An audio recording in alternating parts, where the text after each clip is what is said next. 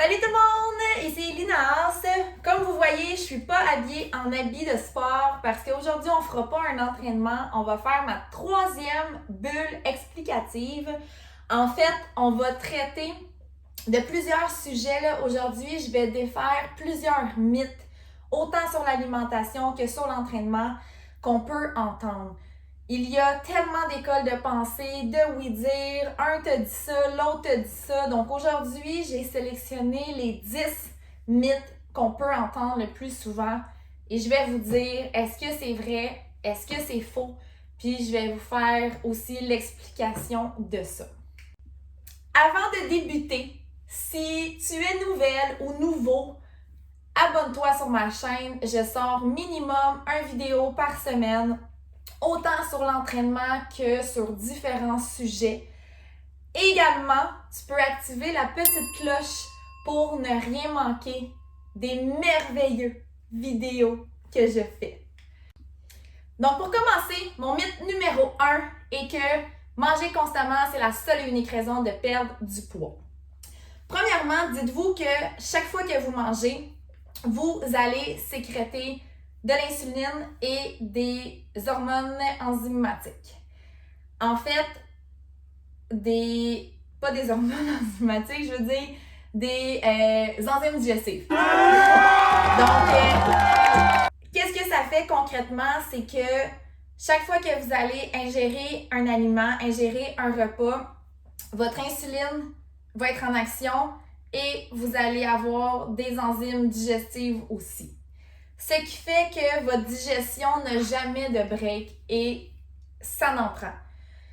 Là, c'est vraiment le mythe que je vous dirais que dans les deux cas, on peut arriver à quelque chose de positif. C'est-à-dire que manger, exemple, 5, 6, 7 repas, ça peut être bénéfique parce que tu manges des petits repas, donc tu surcharges pas la digestion. Mais l'envers de la médaille, c'est que la digestion est constamment active. Puis, veux pas, ça prend quand même une certaine pause à la digestion. C'est comme n'importe quoi. Entraîne-toi à chaque jour. Tes muscles ont besoin d'avoir du repos. Donc, c'est vraiment pas néfaste de juste manger, exemple, 3 repas dans ta journée, de choisir des bons aliments, d'avoir des bons repas qui sont soutenus et d'avoir un laps de temps entre tes repas pour vraiment digérer et également pour pas que toujours ton insuline soit en action. Si tu manges constamment, ce qui risque d'arriver à long terme, c'est que tu épuises le corps parce que, un peu comme je disais précédemment, si tu t'entraînes à chaque jour, tu épuises tes muscles. Tu as besoin de repos, tu as besoin d'avoir un break, mais c'est la même chose au niveau de ta digestion. Donc, de manger 3 repas ou de manger 3 repas avec une collation, pour moi, c'est vraiment optimal. Mon deuxième mythe, et cela, je l'entends souvent, c'est que je fais uniquement du cardio pour brûler du gras. En fait, quand tu fais du cardio, oui, tu vas probablement brûler plus de calories que si tu faisais un entraînement musculaire, pour le même nombre de temps, je parle. Sauf que lorsque tu t'entraînes niveau musculaire, à la suite de ton entraînement, tu continues de brûler des calories aussi. Donc, les gens ont souvent peur, surtout les femmes, de faire de l'entraînement musculaire avec des poids parce que elles pensent qu'elles vont devenir Hulk, elles pensent que c'est uniquement pour les hommes, mais c'est totalement faux. Je te dirais que oui, ça en prend du cardio pour améliorer la capacité cardiovasculaire. Je sais qu'il y en a beaucoup que ça leur fait du bien au niveau mental, exemple d'aller courir dehors, de s'aérer l'esprit. Ça va aussi sécréter des bonnes hormones, mais c'est faux que de faire que du cardio. On a besoin d'avoir de la musculation pour accélérer le métabolisme, pour avoir un tonus, pour avoir de la fermeté. Et c'est pas le cardio qui va te donner ça. Donc, si jamais tu veux continuer à faire du cardio, je te dirais que le meilleur moyen, c'est de faire des entraînements en HIIT, c'est-à-dire à haute intensité.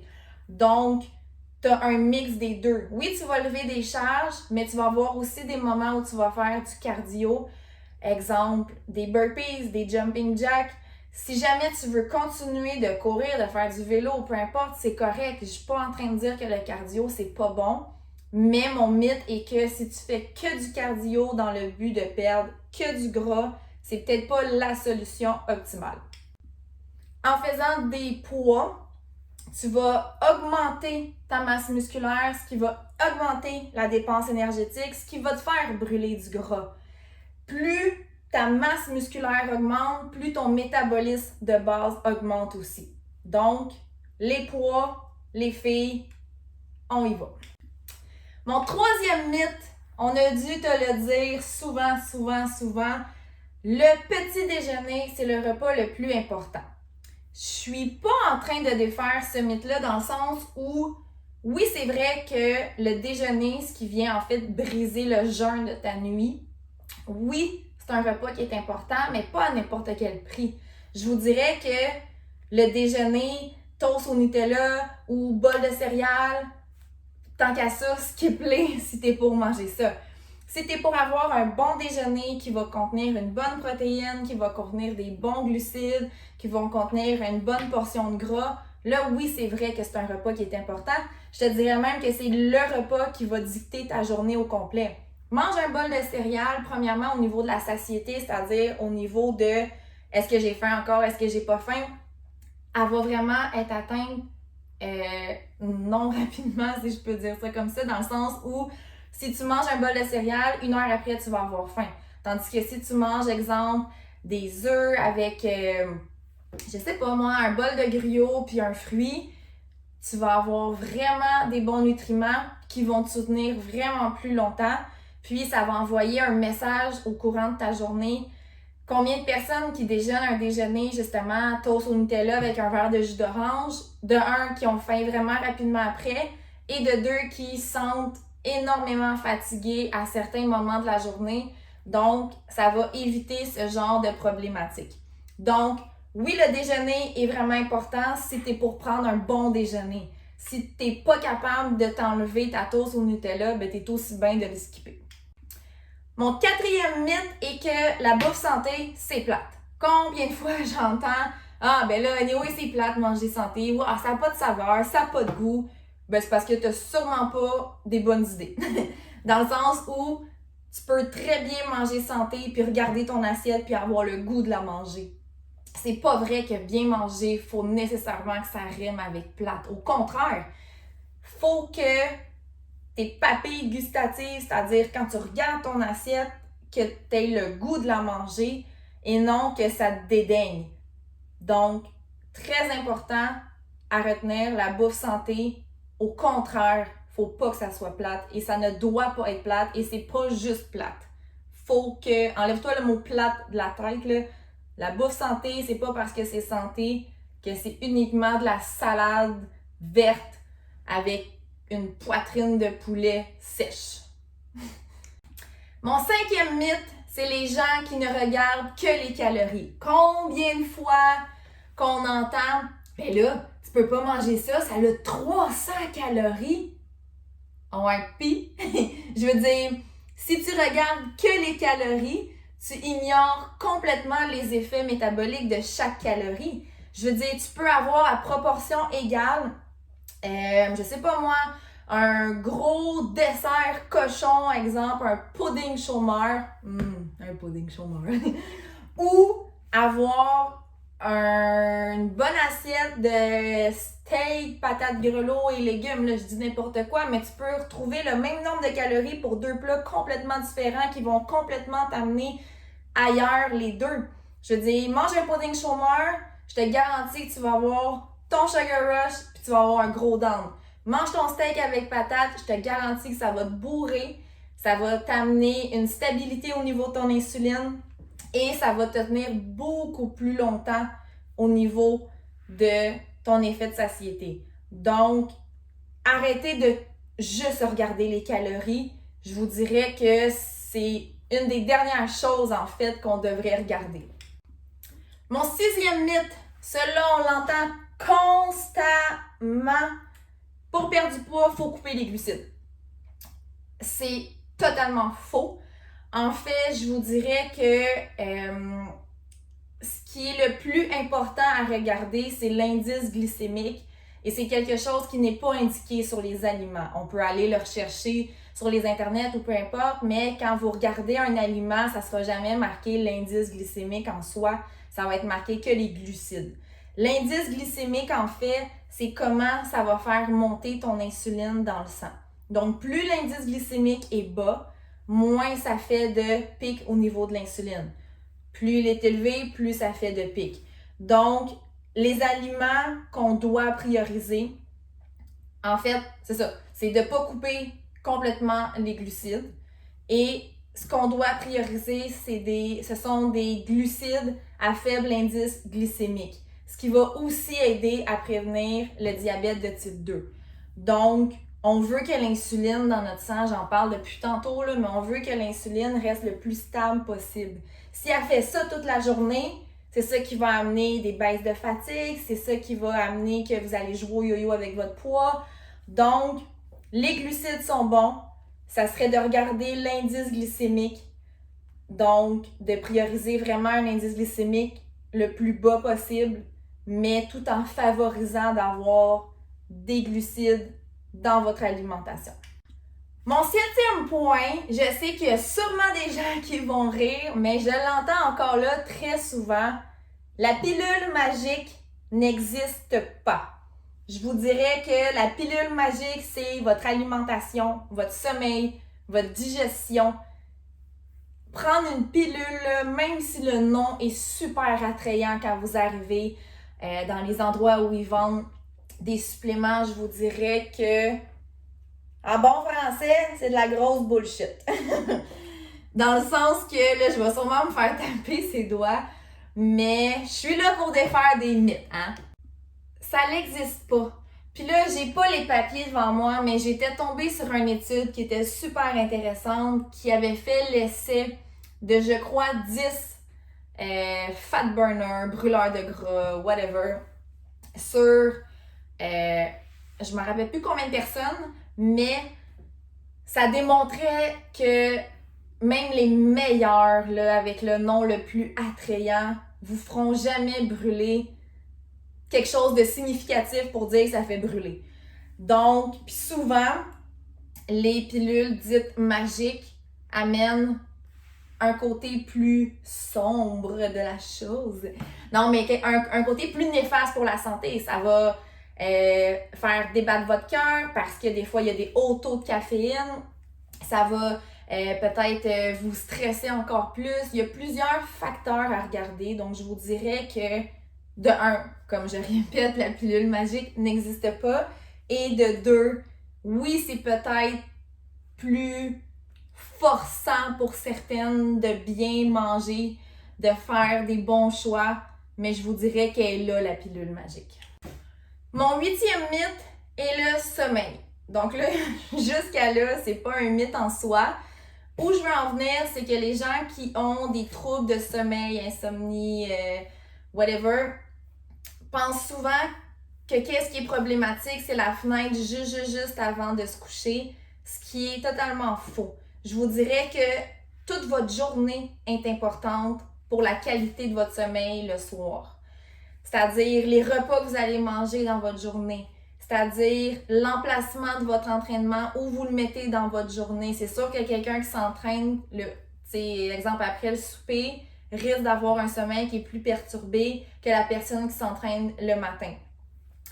Également, votre routine dans votre journée, pas juste la routine avant de se coucher, mais c'est sûr que si on a une journée qui est sur le go, on risque d'être plus stressé, on risque d'avoir une journée qui a été sur l'adrénaline toute la journée, donc le soir risque aussi d'être plus problématique. Oui, la petite fenêtre avant de se coucher, c'est-à-dire votre petite routine avant de vous coucher, oui, elle est importante. Mais les gens qui pensent que c'est juste ça qu'il faut regarder pour avoir un sommeil qui est bénéfique, c'est faux. Quand je dis sommeil bénéfique, c'est pas nécessairement de dormir 8 heures consécutives. Il y a des gens qui en ont besoin de 6, puis ça va être super correct.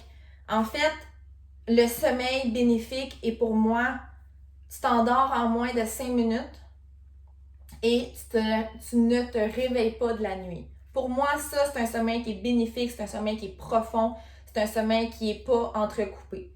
Donc là, c'est sûr que les gens qui ont des enfants et tout, je veux dire, il y a des règles à tout, mais d'essayer le plus possible de contrôler votre journée, autant ce que vous mettez dans votre assiette, ce que vous faites dans votre journée, comment vous gérez votre stress, que la petite fenêtre juste avant de se coucher. Également, saviez-vous que la majorité de la sérotonine du corps, sérotonine, c'est une hormone qui affecte l'humeur et le sommeil, est produite par l'intestin. Donc, l'importance d'avoir un bon intestin, de bien digérer, de bien mastiquer est vraiment importante pour votre dodo aussi. Mon neuvième et avant-dernier mythe est que les gens qui disent que manger rapidement n'affecte pas le poids, donc ne fera pas prendre de poids, c'est faux. On devrait tous manger notre repas, prendre en fait plus de 15 minutes pour manger notre repas. Donc 15 minutes et plus pour manger votre déjeuner, votre dîner, etc. Quand vous mâchez les aliments, chose que pratiquement personne fait, on devrait le mastiquer entre 25 et 30 fois par bouchée pour que les aliments qu'on ingère soient quasi liquéfiés avant de les avaler, ce qui va vraiment éviter d'avoir des ballonnements, des gaz, d'être gonflé rapidement. Également, le fait de prendre du temps va éviter de manger son repas en 5 minutes, puis que le message soit pas rendu à notre cerveau, puis qu'on pense qu'on a encore faim, puis que là, qu'on se resserve une autre assiette. Donc, c'est ça qui va, à la longue, vous faire prendre du poids. Donc, prenez le temps de manger tranquillement vos aliments. Également, là, ça revient au point précédent. Ben, pas précédent, là, mais mon point que je disais que la bouffe santé, c'était pas plate, là. Si votre alimentation, si votre assiette, vous avez le goût de la manger, les enzymes digestives qu'on retrouve, qu'on retrouve dans notre salive, va vraiment favoriser la digestion au niveau de votre repas parce que vous allez déjà saliver. Donc, vous allez avoir le goût de manger votre repas, vous allez produire de la salive, vous allez produire des enzymes digestives qui vont vous aider à digérer. Donc, des beaux repas et prenez le temps. Mon 10e et dernier mythe est que pour perdre du poids, on doit constamment être en diète. Premièrement, le mot diète devrait être banni de votre vocabulaire. C'est un mode de vie, c'est une manière de manger, c'est une structure alimentaire, mais c'est pas un régime, c'est pas une diète. C'est pas quelque chose qui va vous créer des débalancements. C'est pas quelque chose qui va vous donner envie de lâcher. C'est pas quelque chose qui va faire en sorte que vous allez avoir constamment faim. Donc, c'est pas une diète. C'est pas vrai que c'est la seule et unique raison de perdre. Au contraire, celles et ceux qui font des diètes vont sûrement se reconnaître, mais ils doivent jouer ou ils ont dû jouer au yo-yo avec leur poids. Tandis qu'un mode de vie, c'est ça que moi j'inculque à mes clientes et clients, d'avoir... Tu sais, il n'y a pas de bon mode de vie dans le sens où j'entends souvent « Ah, quelle diète je devrais prendre, quel régime je devrais prendre? » Donc tout de suite en partant, je défais ça en disant que c'est pas une diète, c'est pas un régime, c'est vraiment un mode de vie. Puis je vous dirais que la meilleure méthode pour atteindre vos objectifs est une alimentation qui va... que vous n'allez pas vous sentir privé, que vous allez pouvoir maintenir à long terme, que vous allez avoir du plaisir à manger. Donc, diète et plaisir, ça ne rime pas ensemble. Donc, mon dernier mythe, c'est vraiment important de ne pas avoir de diète, d'avoir une bonne routine, d'avoir une bonne structure, appelez ça comme vous voulez, à part diète puis à part régime. Donc, c'est vraiment important pour votre... ce que vous voulez en fait pour votre... tu sais, Est-ce que c'est de perdre du poids? Est-ce que c'est de prendre de la masse? Est-ce que c'est de vous maintenir? Peu importe votre but, peu importe votre changement corporel que vous voulez amener, enlevez, bannissez les mots diète et régime de votre vocabulaire. Donc sur ce, ça fait le tour de mes 10 mythes. Là, c'est sûr que je pouvais pas rentrer en détail dans chacun des points parce que ça aurait pris 1 heure. Puis mon but, c'est pas de faire des vidéos d'1 heure, mais de juste vous donner des mythes, des petites explications. Puis si jamais vous avez plus de questions, si jamais vous avez des trucs que vous voulez que j'élabore plus, ben allez me le marquer dans les commentaires. Ça me fera plaisir de vous donner plus pas d'instructions, mais plus de recommandations face au sujet en question. Si vous avez aimé mon vidéo, mettez des pouces, mettez des cœurs, marquez des commentaires, partagez à vos amis. Ça me motive à en faire plus.